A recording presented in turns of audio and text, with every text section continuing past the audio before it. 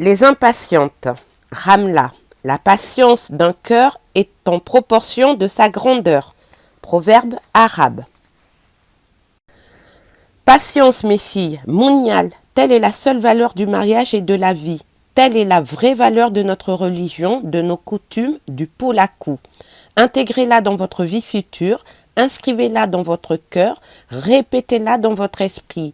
Mounial, vous ne devez jamais l'oublier, fait mon père d'une voix grave. La tête baissée, l'émotion me submerge. Mes tantes nous ont amenés, Hindou et moi, dans l'appartement de notre père. À l'extérieur, l'effervescence de ce double mariage bat son plein. Les voitures sont déjà garées, les belles familles attendent, impatientes. Les enfants, excités par cet air de fête, crient et dansent autour des véhicules. Nos amies et nos sœurs cadettes, inconscientes de l'angoisse dans laquelle nous sommes, se tiennent à nos côtés. Elles nous envient, rêvant du jour où elles seront aussi les reines de la fête. Les griots, accompagnés de joueurs de luth et de tambourins, sont là. Ils chantent à tue-tête des louanges en l'honneur de la famille et des nouveaux gendres. Mon père, lui, est assis sur son canapé favori. Il sirote tranquillement un verre de thé parfumé au clou de girofle. Hayatou et Umaru, mes oncles, sont également présents, entourés de quelques amis proches.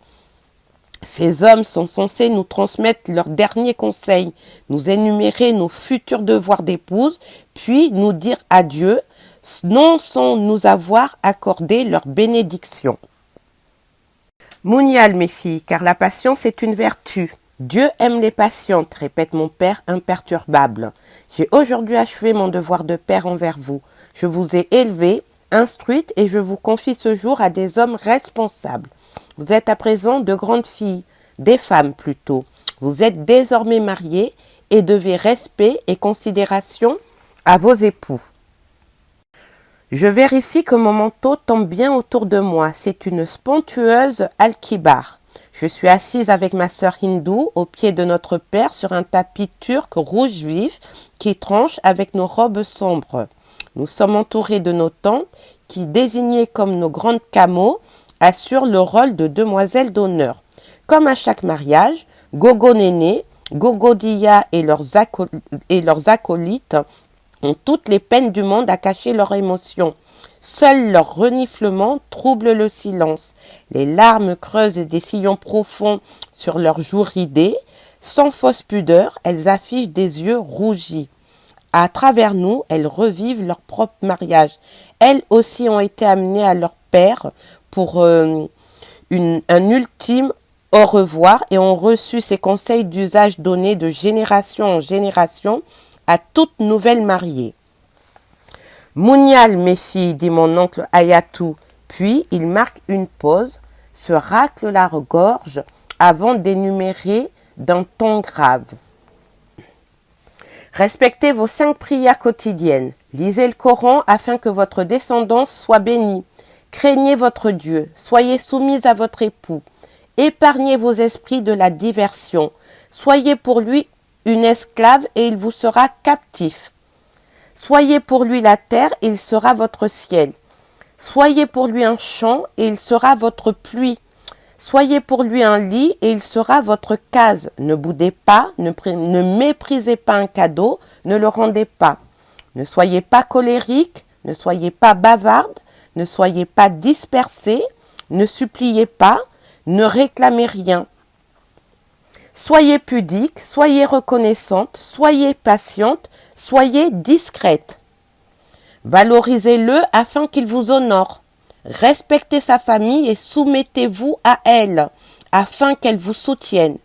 Aidez votre époux, préservez sa fortune, préservez sa dignité, préservez son appétit. Qu'il ne s'affame jamais à cause de votre paresse, de votre mauvaise humeur ou encore à cause de votre mauvaise cuisine. Épargnez sa vue, son ouïe, son odorat. Que jamais ses yeux ne soient confrontés à ce qui est sale dans votre nourriture ou dans votre maison. Que jamais ses oreilles n'entendent d'obscénités ou d'insultes provenant de votre bouche. Que jamais son nez ne sente ce qui pue dans votre corps ou dans votre maison. Qu'il Que parfum et encens. Ces mots s'incrustent dans mon esprit.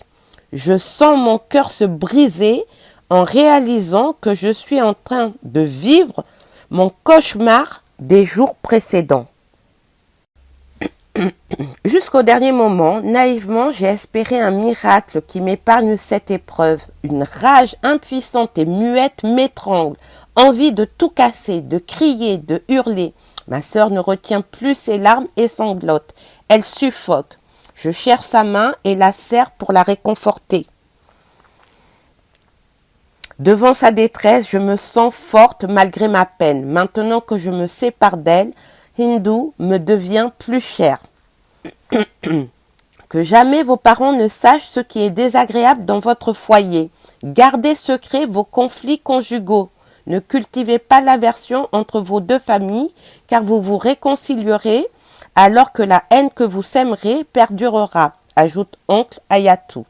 Après un silence, mon père reprend sur le même ton grave et autoritaire. À partir de maintenant, vous appartenez chacune à votre époux et lui devez une soumission totale, instaurée par Allah. Sans sa permission, vous n'avez pas le droit de sortir, ni même celui d'accourir à mon chevet. Ainsi, et à cette seule condition, vous serez des épouses accomplies. Oncle Oumarou, qui a gardé le silence jusque-là, renchérit.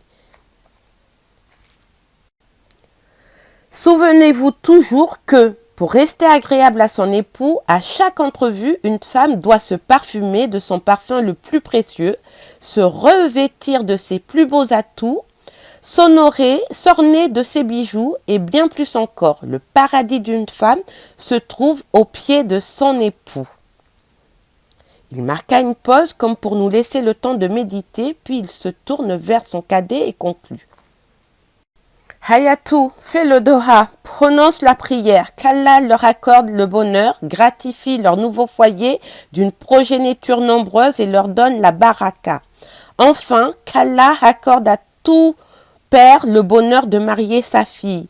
Amin, répond mon père, puis il s'adresse à mes tantes. Allez-y maintenant. Les voitures attendent. Gogo Néné me pousse du coude. D'une voix sourde, je remercie mon père, puis mes oncles. À la surprise générale, Hindu se jette en pleurs aux pieds de notre père, médusé et supplie. S'il te plaît, Baba, écoute-moi, je ne veux pas me marier avec lui. S'il te plaît, laisse-moi rester ici. Mais qu'est-ce que tu racontes, Hindu? Je n'aime pas Moubarak, fait-elle en sanglotant de plus belle. Je ne veux pas me marier avec lui. C'est à peine si mon père lance un regard sur la jeune adolescente courbée à ses pieds. Se tournant vers moi, il ordonne calmement. Allez-y, qu'Allah leur accorde le bonheur. Et c'est fini. Voilà tout l'adieu que je reçois de mon père que je ne reverrai probablement pas avant un an si tout se passe normalement. À cet instant, malgré la distance qui a toujours existé entre nous, j'aurais voulu qu'il me parle, qu'il me dise que j'allais lui manquer. J'espérais qu'il m'assurerait de son amour, qu'il me murmurerait que je serais toujours sa petite fille, que cette maison serait toujours la mienne et que j'y serais encore la bienvenue. Mais je sais que cela n'est pas possible dans la vraie vie. Nous ne sommes pas dans un feuilleton télévisé importé qui meublait nos rêves d'adolescente, ni dans un des romans à l'eau de rose dont nous avons fait nos délices. Nous ne sommes ni les premières ni les dernières filles que mon père et mes oncles marieront. Au contraire, ils sont plutôt contents d'avoir accompli sans faille leur devoir. Depuis notre enfance, ils n'attendent que ce moment où ils pourront enfin se décharger de leurs responsabilités en nous confiant, vierges, à un autre homme. Mes tantes nous entraînent vers la sortie totalement voilée. Les femmes qui nous attendent dans la grande cour sont si nombreuses que ma main se détache de celle de Hindu. Je ne peux lui dire un mot. Déjà, on me dirige sous les youyous vers la voiture qui m'attend. Un dernier coup d'œil et je l'aperçois en pleurs, désespérée. On la pousse sans ménagement dans la seconde voiture. Pendant tout le trajet, selon le rituel, des cris de joie m'accompagnent. La luxueuse Mercedes noire dans laquelle je suis assise avance en tête, suivie de dizaines d'autres, toutes sirènes hurlantes. Le cortège fait le tour de la ville avant de s'engouffrer dans une magnifique concession, scintillant de lumière multicolore. Le son des tam-tams, les chants des griots mêlés au you-you des femmes et des enfants surexcités créent une incroyable cacophonie. 1 heure plus tard, ma coépouse vient me souhaiter la bienvenue. Sous mon voile, je la dévisage. Contrairement à ce que je m'étais imaginé, elle n'est pas âgée. C'est une femme à la trentaine épanouie d'une grande beauté. J'aurais aimé m'en faire une alliée, mais le regard qu'elle pose sur moi me l'interdit. Elle semble me détester avant même de me connaître. Elle aussi est entourée des femmes de sa famille, arborant des sourires de bienséance.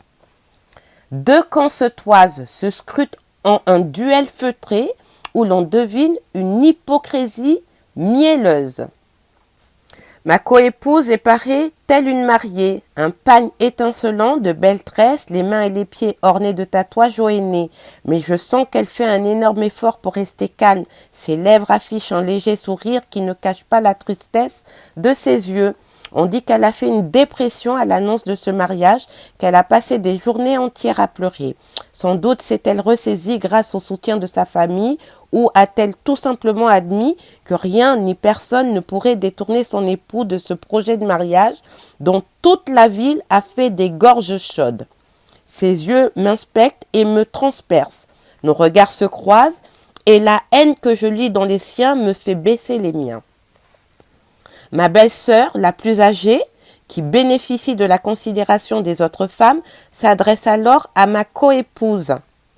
« Ma chère Safira, voici la nouvelle mariée, ton Amaria.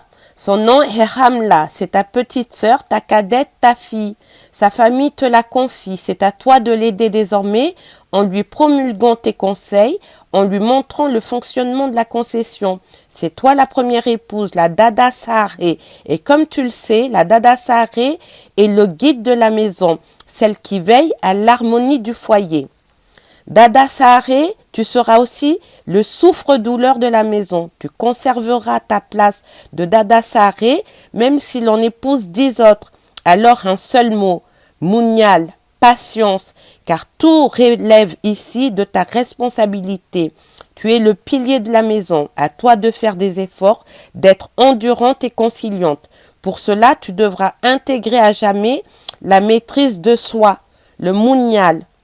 Toi, Safira, la Dada Saharé, Jidere Saharé, la mère, la maîtresse du foyer et le souffre-douleur de la maison, Mounial, Mounial.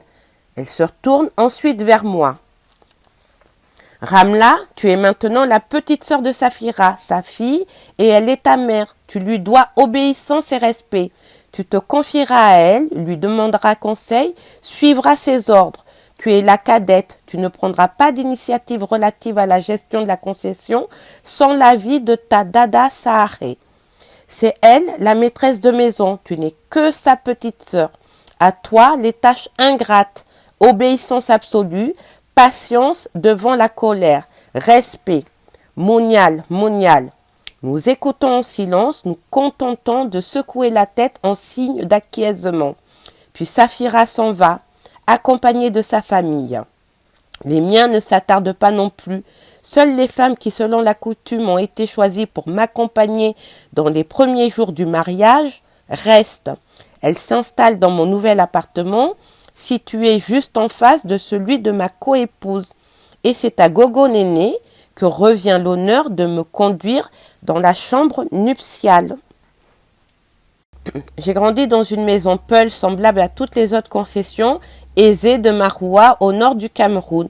Mon père, El Hadji Boubakari, fait partie de la génération des Peuls sédentarisés qui ont quitté leur village natal et se sont installés en ville, diversifiant ainsi leur activité. C'est aujourd'hui un homme d'affaires comme le sont ses frères. Cependant, il a conservé à Danki, son village d'origine, un cheptel de bœuf qu'il a confié à des bergers encore attachés à la tradition de la transhumance. Car le bœuf fait le peul et ma famille ne déroge pas à la règle. Mon père est un bel homme, la soixantaine alerte, digne en toutes circonstances. Toujours impeccablement vêtu, il porte un gandoura amidonné et un bonnet assorti. La coutume impose la retenue dans les relations entre parents et enfants au point qu'il est impossible de manifester une émotion, des sentiments. C'est ce qui explique qu'il n'est pas particulièrement proche de nous. La seule preuve que j'ai de son amour paternel est celle d'exister.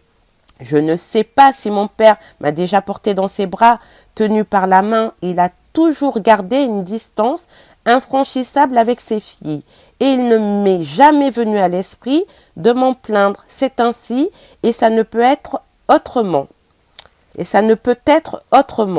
Seuls les garçons pouvaient voir mon père plus souvent, entrer dans son appartement, manger avec lui et même parfois l'accompagner au marché ou à la mosquée. En revanche, ils ne pouvaient pas s'attarder à l'intérieur de la concession qui restait le domaine des femmes. La société musulmane définit la place accordée à chacun. Nous sommes une famille nombreuse. Mon père la tient d'une main de fer. 4 épouses lui ont donné une trentaine d'enfants, dont les aînés, en majorité des filles sans marier. Baba ne supportant pas les conflits, chacune de ses épouses se garde bien de lui rapporter les petits incidents ou disputes qui ne peuvent manquer de troubler un foyer polygame. Aussi, notre grande famille évolue-t-elle dans une atmosphère apparemment harmonieuse et sereine. Nous habitons dans ce que nous appelons au Cameroun septentrional une concession. Entourée d'une enceinte de très hauts murs qui empêchent de voir à l'intérieur, elle abrite le domaine de mon père. Les visiteurs n'y pénètrent pas. Ils sont reçus à l'entrée dans un vestibule que dans la tradition de l'hospitalité Peul, nous nommons le Zevlur. Derrière s'ouvre un espace immense dans lequel se dressent plusieurs bâtiments. D'abord l'imposante villa de mon père, l'homme de la famille, puis le hangar, une sorte de portique sous lequel on reçoit les invités, enfin les habitations des épouses où les hommes ne pénètrent pas. Pour parler à son mari, une épouse ne peut passer que par la coépouse dont c'est le tour. Mes 5 oncles habitent dans le même quartier. Aussi, nous n'avons pas une, mais 6 concessions. Et si nous ajoutons à la trentaine d'enfants de mon père ceux de toute la famille réunie, nous sommes facilement plus de 80 enfants. Nous, les filles, nous vivons avec nos mères respectives, pendant que nos frères ont leur propre chambre à l'extérieur des appartements maternels dès la préadolescence. Et bien sûr, filles et garçons ne font que se croiser, s'adressant à peine la parole. Avec sa peau claire légèrement hâlée, ses yeux noisettes et ses cheveux soyeux d'un noir intense, dans lesquels se cachent à peine quelques mèches grises, descendant jusqu'aux épaules en de belles tresses régulièrement renouvelées, ma mère est toujours une très belle femme malgré sa dizaine de grossesses. À peine la cinquantaine, avec ses formes généreuses, gracieusement vêtues de pagne de couleur vive, elle va se déhanchant à chaque pas dans un mouvement d'une sensualité touchante.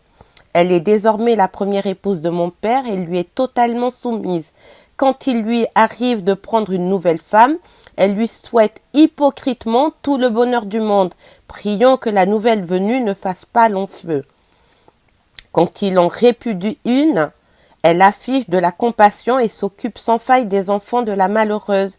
Elle jouit d'une grande autorité auprès des femmes de la famille. Pour mon père, elle est son porte-bonheur. Dès leur mariage, ses affaires se sont améliorées. Or, dans l'imaginaire populaire, la bonne étoile d'une épouse détermine la prospérité de l'homme. Mais la considération dont elle bénéficie ne lui épargne pas les humeurs belliqueuses de son époux et ne lui apporte pas un meilleur traitement. Si elle a su garder sa place, cela tient simplement à sa patience. Elle a l'heureuse faculté de tout accepter, de tout supporter et surtout de tout oublier ou de faire semblant. Mais en privé, ma mère passe son temps à ressasser son amertume et aujourd'hui, plus encore que d'habitude, elle se sent amère et éprouve un terrible sentiment d'échec. De moins en moins, elle supporte les disputes et les coups bas qui animent la vie de la concession. Elle accuse à tour de rôle ses 3 co-épouses, dont les enfants sont d'une insolence intolérable, de hâter la fin de ses jours. Elle déplore le chômage de ses aînés, regrette les mauvais mariages de ses filles qu'elle reproche dans son fort intérieur à son époux. Elle le trouve injuste, mais n'a aucune envie de finir répudiée. Protection oblige. Moi, je suis différente. Je l'ai toujours été. Pour ma mère, c'est comme si j'étais une extraterrestre. Quand mes sœurs tombaient en pâmoison devant les beaux pagnes multicolores que l'employé principal de notre père apportait chaque année pour la fête de fin du Ramadan et se disputaient afin de s'arracher la couleur qui leur irait le mieux, j'arrivais, bonne dernière, prenais le pagne dont généralement personne ne voulait et m'en allais d'un air ennuyé, me replongeant dans mes livres. Quand mes sœurs abandonnaient leurs études le plus tôt possible sans chercher à désobéir à mon père, et quand elles acceptaient d'épouser l'homme que lui ou l'un de mes oncles avait choisi pour elles, car elles s'intéressaient davantage aux aspects matériels du mariage, les cadeaux ou le design de leur futur intérieur, je m'obstinais à aller au collège. Et j'expliquais aux femmes de la famille mon ambition de devenir pharmacienne, ce qui les faisait rire aux éclats. Elles me traitaient de folle et vantaient les vertus du mariage et de la vie de femme au foyer. Quand je renchérissais sur l'épanouissement qu'une femme trouverait dans le plaisir d'avoir un emploi, de conduire sa voiture, de gérer son patrimoine, elles interrompaient brutalement la conversation en me conseillant vivement de redescendre sur terre et de vivre dans la vraie vie.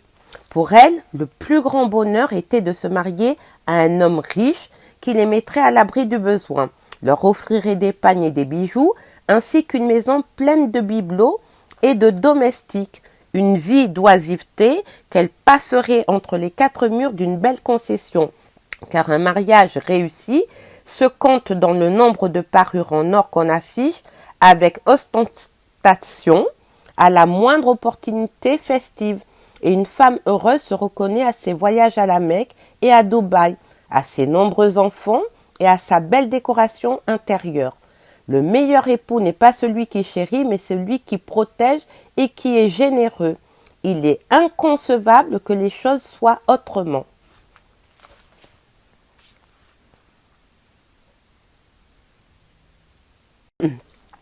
Aux grandes dames de ma mère, certaines que seul le mariage convenait à une femme, et dans l'indifférence totale de mon père qui ne savait jamais rien de nos activités, je me révélais très douée.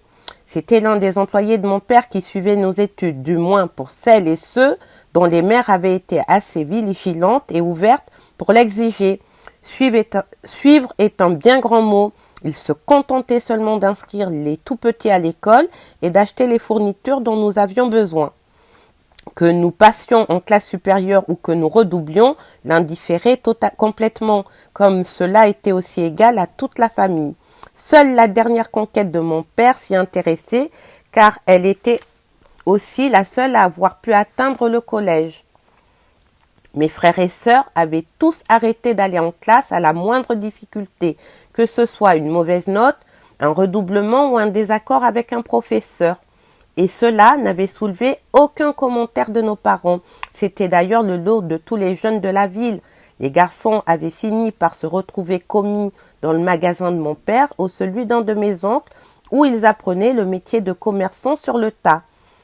Quant aux filles, elles restaient à la maison, s'occupant de leur toilette, lisant le Coran et attendant patiemment que notre père leur propose un époux. Les plus chanceuses, c'est-à-dire les plus jolies, qui avaient donc le plus de prétendants, pouvaient choisir à condition que l'élu corresponde aux normes de Baba, évidemment. Moi, j'ai 17 ans et je suis en terminale scientifique d'enseignement général. Pour l'instant, je suis la plus instruite de mes sœurs. Seul mon frère Amadou, étudiant à l'université, est assidu dans ses études et refuse obstinément de s'engager dans le commerce parental. Mon père, en désespoir de cause, se dit qu'il en fera un érudit ou même un fonctionnaire et que ce sera bien d'en avoir un dans la famille. Dans tous les collèges et les lycées de la ville, on porte un uniforme, mais comme toutes les musulmanes, je mets par-dessus ma tenue de classe au cas où je croise un homme de la famille sur le chemin de l'école, un pagne et je couvre ma tête d'un foulard que je range dans un sac en entrant dans le collège. Depuis le CM2, j'ai vu toutes mes amies et mes camarades de classe se marier, les unes après les autres. Au cours préparatoire, nous étions une cinquantaine. À présent, nous ne sommes plus que 10. Mais pour moi, comme pour les autres, c'est juste une question de temps. Depuis mes 13 ans, une foule de prétendants me fait la cour. Je réponds aux normes de beauté chez nous. Teint clair, presque blafard, cheveux soyeux et longs, très fins. Invariablement, quand l'un d'eux m'aborde, je lui demande d'attendre.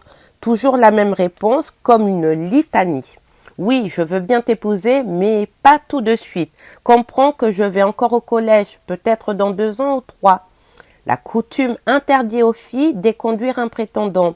Même si l'on n'est pas intéressé, on doit quand même éviter de froisser un homme. Invariablement, il réplique « 2 ans ? Mais tu seras vieille fille, ma jolie. À quoi te servirait d'avoir le bac ? Une fille doit avant tout se marier. Je suis trop pressée pour attendre 2 ans. Tu n'y penses pas sérieusement ? Alors, je peux voir ton père et demander ta main ? Je te prie de me laisser un peu de temps pour réfléchir. Ah, tu dis ça parce que tu ne m'aimes pas ? J'ai envie de crier. Mais comment veux-tu que je t'aime ? Je ne te connais même pas et je ne veux même pas te connaître. Mais en fille bien éduquée qui maîtrise sur le bout des doigts son poule à cou, je baisse timidement les yeux et réponds.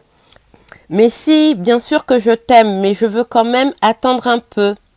Tout cela met invariablement ma mère hors d'elle.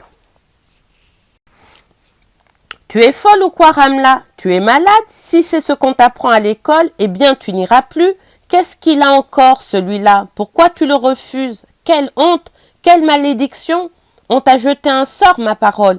Quel malheur ! Voilà ta petite sœur hindoue qui va se marier avant toi. Quelle honte, mon Dieu ! Tu n'as pas pitié de ta pauvre mère ? Tu veux juste que ta marâtre, la mère de Hindou, me nargue encore plus. Un homme si jeune, si aisé, tu exagères. Que cherches-tu exactement ? Tu as refusé les jeunes et les moins jeunes, les riches comme les fonctionnaires. Et même les monogames, je devrais dire à ton père de s'occuper de ton cas. D'ailleurs, continue comme ça et tu n'auras même plus le loisir de choisir ton époux. Ton père ou un de tes oncles s'en chargera volontiers. Cela peut continuer longtemps. Ma mère n'en finit plus de se lamenter, de désespérer, de me faire entendre raison. Elle prend à témoin mes frères aînés, mes sœurs mariées. Elle se plaint à mes tantes et tout ce beau monde s'acharne pendant des jours et des jours pour me faire entendre raison. Le nouveau venu a toujours toutes les vertus. C'est le meilleur choix pour moi. Mais un jour, à la surprise générale, je n'ai pas refusé. Il s'appelait Aminou. C'était le meilleur ami de mon frère Amadou. Il venait souvent à la maison et nous avions sympathisé. Il était le seul garçon à qui j'adressais la parole sans subir les représailles de mes frères, qui s'étaient autoproclamés nos surveillants. Il étudiait la télécommunication en Tunisie et espérait devenir ingénieur. Quand son père avait demandé ma main, mon père n'avait trouvé aucune raison de dire non. Ma mère était aux anges. Je n'avais opposé aucune résistance. Enfin, et pour moi c'était un doux rêve. Bientôt, lui et moi, nous allions nous marier. Bientôt, dans quelques années, à l'université de Tunis, lui deviendrait ingénieur et moi pharmacienne. Nous serions heureux, loin de tout, loin d'ici. Mes rêves n'ont pas duré longtemps. Quand oncle Ayatou a informé mon père que le plus grand partenaire dans les affaires avait demandé ma main et qu'il lui avait accordé, celui-ci non seulement s'inclina, mais il le remercia chaleureusement. En effet, Ayatou, le plus riche de la fratrie, veillait au bien-être de la famille et pour cela il était respecté. Il ne lui serait jamais venu à l'idée de s'opposer à une décision de son frère concernant l'un de ses propres enfants.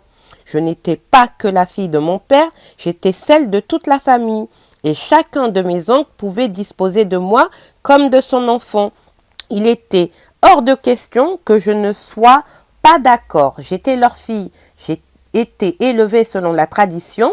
initié au respect strict que je devais à mes aînés. Mes parents savaient mieux que moi ce qu'il me fallait. Ma mère fut chargée de m'annoncer la nouvelle. J'avais bien remarqué pendant la soirée qu'elle ruminait quelques soucis. Elle attendit tard dans la nuit que la concession fût plongée dans le noir pour me réveiller doucement. Elle tenait pas à ce que notre conversation tombe dans des oreilles indiscrètes. Ses coépouses rivales acharnées n'attendaient que l'occasion de repérer ses faiblesses.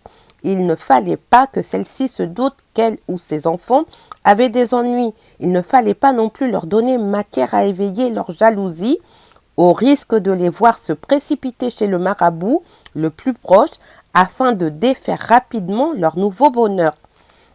La gravité de son visage me fit craindre le pire et je me levai immédiatement. « Mère, que se passe-t-il » ?»« Rien de grave, bien au contraire, rien que du bonheur. Alhamdoulilah. Ta bonne fortune se réveille.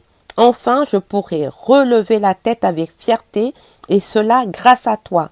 Enfin, ma dignité est assurée, mais je ne suis pas si surprise. Je savais que tu devais avoir une vie exceptionnelle. Quoi donc ? Ton oncle Ayatou a accordé ta main à un autre. Tu n'épouseras plus Aminou. Ton père te le fait savoir. Qui c'est ? Haladji Hissa, l'homme le plus important de la ville. Tu gagnes au change. Ma seule inquiétude, c'est qu'il a déjà une épouse. J'aurais voulu t'épargner la polygamie. Moi qui en souffre tous les jours, mais de toute façon, si tu ne trouves pas une femme en entrant dans un foyer, tu es rattrapé par une autre fatalement tôt ou tard. Mieux vaut finalement en trouver une que d'en attendre une autre. Une nouvelle qui fera pâlir d'envie et de jalousie plus d'une dans ce repère de louve. Il me faut déjà penser à te protéger de tes sorcières de marâtre. Mais Didi, je ne le connais pas. Lui, il te connaît. Apparemment, il a beaucoup insisté pour t'épouser. Ton père en est fier, très fier, tu sais. Mais j'aime Aminou, c'est avec lui que je veux me marier. L'amour n'existe pas avant le mariage, Ramla. Il est temps que tu redescendes sur terre. On n'est pas chez les Blancs ici, ni chez les Hindous. Tu comprends pourquoi ton père ne voulait pas que vous regardiez toutes ces chaînes de télé ? Tu feras ce que ton père et tes oncles te diront. D'ailleurs, as-tu le choix ? Épargne-toi des soucis inutiles, ma fille. Épargne-moi aussi, car ne te leurre pas. La moindre de tes désobéissances retombera invariablement sur ma tête. Elle continua longuement sur ce ton, essuyant de temps à autre ses yeux, alors que je pleurais éperdument, étouffant le bruit de mes sanglots dans l'épaisseur de mes pagnes. Inutile de te mettre dans cet état, je te le répète, tu as de la chance, et moi aussi. Croisons mon expérience de femme. Tu es trop jeune pour comprendre l'importance d'une telle alliance. Dans un mariage, on ne recherche pas que l'amour. Le plus important pour une femme est d'être à l'abri du besoin, protégée, adulée. Au-delà de l'homme, c'est d'abord le père de tes futurs enfants que tu dois voir en éventuel époux. Sa noblesse, sa famille, son comportement, sa situation sociale. Essuie donc tes yeux et recouche-toi. Prie plutôt Allah, il t'ouvre les meilleurs desseins et surtout garde-toi de montrer le moindre signe de déconvenue en présence des autres femmes de la famille. Si ton destin est de l'épouser, tu n'y échapperas pas. Et si ton destin est autre, là encore tu ne peux y rien changer. Tout est entre les mains du Créateur. Prions pour qu'il t'accorde le meilleur. Quelques jours après cette annonce, mon oncle Ayatou me fit appeler pour que je rencontre cet homme qui m'avait apparemment aperçu lors du défilé scolaire de la fête de la jeunesse et avait décidé de faire de moi sa seconde épouse. Il prit place sans façon dans le salon de mon oncle, vêtu d'une riche gandoura aux broderies tape à l'œil. Il incarnait l'opulence. Il n'arrêtait pas de sourire et me dévisageait sans gêne. Je m'assis loin de lui à l'extrémité du tapis et gardai la tête baissée. Pas une fois je ne levai les yeux pour le regarder. Au-delà de la bonne éducation qui exigeait de moi que je me retienne, il y avait en moi ce désir de révolte refoulé. Je ne l'avais pas choisi. On ne me laissait pas le droit de l'accepter ou de le refuser. Il était donc inutile qu'il me plaise ou non. Et cette entrevue n'avait pour but que sa propre satisfaction, qu'il puisse se contenter contempler à son aise et qu'il puisse me contempler à son aise et confirmer ses premières impressions furtives. Je gardai le mutisme et ne répondis pas à ses questions. Il en fallait certainement plus pour entamer sa motivation, car il parlait bien pour deux. Ces jeunes qui te font la cour, engagea-t-il, ne sont que des voyous. Ils boivent, ils fument, ils se droguent. Au moins, avec moi, tu seras une grande dame et tu auras tout ce que tu désires. Tiens, je t'amènerai à la Mecque cette année et comme tu es aussi instruite, tu viendras avec moi lors de mon prochain voyage en Europe. Le mariage se fera rapidement. J'aurais voulu plus tôt encore, mais je comprends que tu désires terminer l'année scolaire. Tu es en terminale, c'est très bien. Tu es une intellectuelle que je pourrai présenter lors des cérémonies officielles. Tu me feras honneur, c'est vraiment bien. Il continua longtemps son monologue. Il ne me demandait pas mon avis. Il lui était inimaginable que je puisse ne pas vouloir l'épouser. Oui, c'eût été inconcevable. Quelle fille oserait refuser un homme aussi important? L'affaire était entendue. Il avait discuté avec mon oncle. Le reste n'était que pure formalité.